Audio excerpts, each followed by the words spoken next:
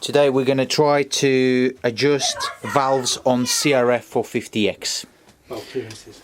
Valve clearances, yeah. This is the main mechanic. Right, first thing we need to do is, according to the books, is take... What's that thing there? This is to help set up the timing. This is the timing, yeah. Timing cover. Right, so taking that off.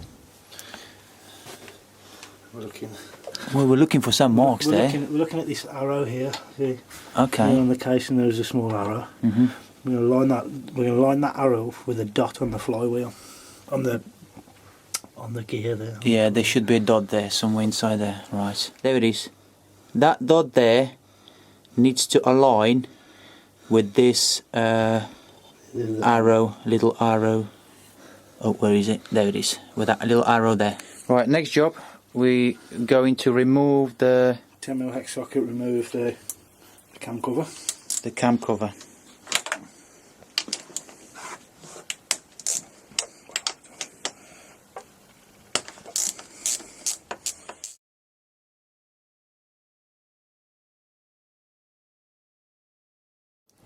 Obviously, make sure before you do any of these jobs that you jet wash the top end of your engine, because any rubbish probably will end up inside in here. I thought that CRF 450X valves are adjustable by some kind of nuts or bolts, but It appears you need shims. They are not, and we still need shims for the job. Right, Andy's got the CRF 450R, and we thought the X would be a different, but Andy reckons it's exactly the same as the R. We took the cam cover off to align this cog on this side. Right. If you look on this side, yeah, you'll see there's a slight mark on the pulley. Yeah, I can see that mark, cog, yeah. On the cam pulley. Yeah. And you can see just behind it through the hole there is another arrow. Let me just see. Yeah, there's the mark that we're looking for, and then that's the arrow behind it. Yeah, the two have to be aligned at 9 o'clock. 9 o'clock. Okay, how do we do that? Put the bike in gear. Right, now we have that lined up.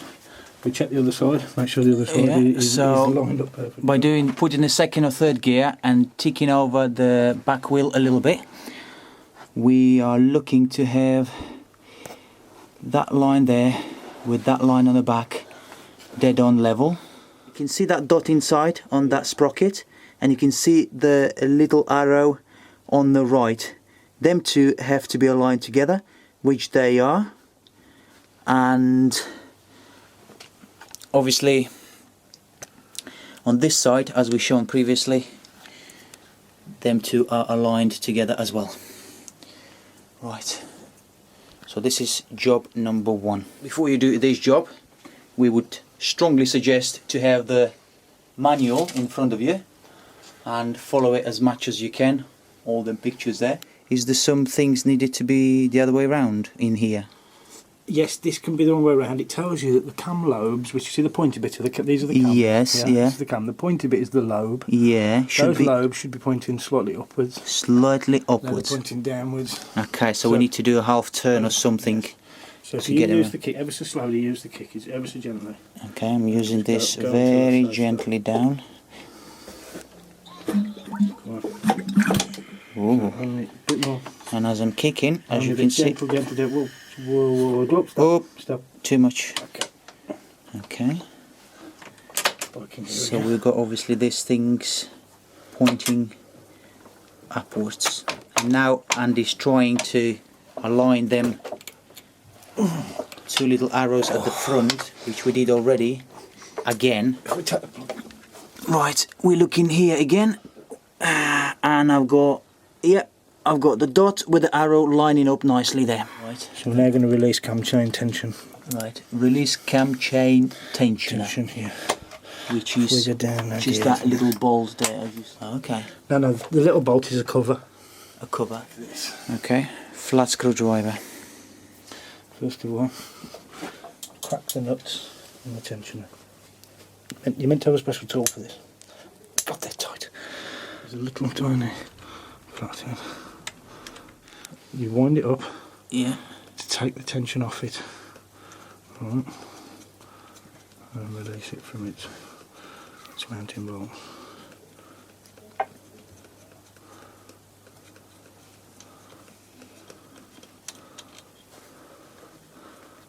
So you go clockwise with that flat Yes, to screwdriver wind it there. up. I'll show you the tension in a minute. I'll show you how it works. The outside bolt was just a dust cap, really. Okay, I'm with you. Right, so then remove the tensioner. Right, once you've got it out, you can release the screwdriver. Automatic cam chain tensioner. Right. Cam chain tensioner. Yeah, as you wind the screwdriver, As you wind it, yeah? see it going inwards. Yeah. It winds in, yeah. Yeah. When you release the screwdriver, it pops back out. Oh, so automatic. Right? Okay. That's the automatic tensioning. Okay. When you remove it, it automatically tensions it. So I'll show you again. Wind it up clockwise. It releases the tension. This is how you will reinsert it once. Once you're ready to put it in, you have. There's a little tool. It shows you on the manual, a little tool Mhm. how to make it, which just slots in. Mhm. You'll hold it there. But you can hold it quite easily. With the flat Insert. screwdriver, yeah. 2 bolts in. Yeah. Release tension. That's it. Okay. Right. Measure the intake and exhaust valve clearances with a feeler gauge. Feeler gauge. These are bent feeler gauges which work really well on motorbikes because to get under the cams. We check that exhaust clearance should be 0 to 8 plus minus 3 mil or imperial 011, and here on the thingy we've got 011 on imperial and 279, which on the book says 278, but this is as close as you can get. If the tool is rusty, no good to you, chuck it away. And now we're going to check the exhaust valve. Hold on, I'll just zoom that in so we can see. Just move that a bit in and out. Oh. Yeah, I can see that. Oh, that's it, perfect. Should just be a little bit of, just a bit, tiny little bit of resistance on it, like, yeah. so it's not smooth. Okay. Right, so we're looking for the intake valves now. Yeah. Which are 0.16. 0.16 plus minus 003 mil or 006 imperial, and we're looking for it right here in the toolbox. Right, and here it is, 006 imperial 152. Right, and now we're going to measure the inlet valves. Okay.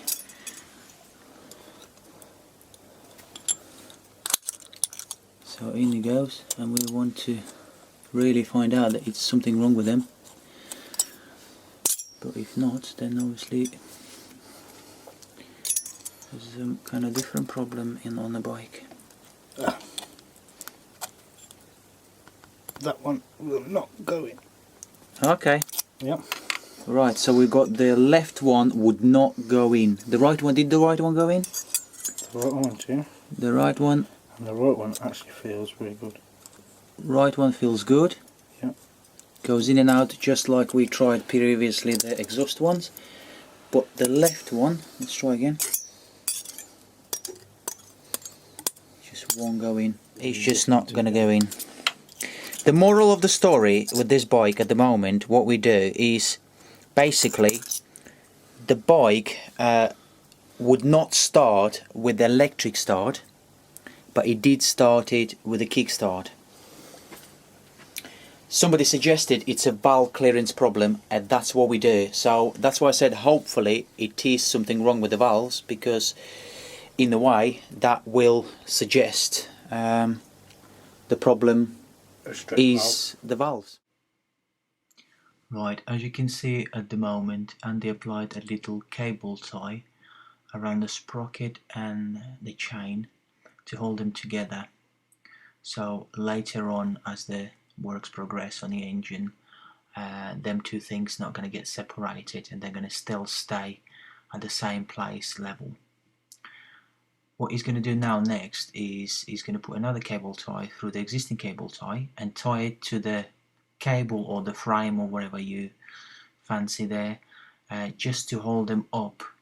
So when we take the top part off the engine, basically when we disconnect the sprocket, it's not going to fall down into the engine, into the bottom engine, and then you've got a whole lot of other troubles. Try to get hold of it, you know, try to get to reach it off the bottom of your engine. That means basically stripping down the entire engine to get down to it.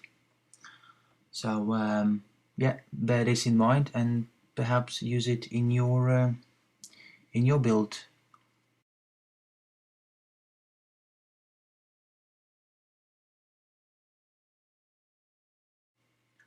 Release them 2 Allen bolts that hold the sprocket and take the sprocket off. As you can see, we managed to remove the cam chain off, and you can see exactly the reason for them cable ties. As you can see, they hold in the chain and the sprocket nicely in place without worries of it falling down the engine. Now, as you can see, Andy's removing the 4 bolts and he's removing them in crisscross fashion, so you don't put too much tension on one side of the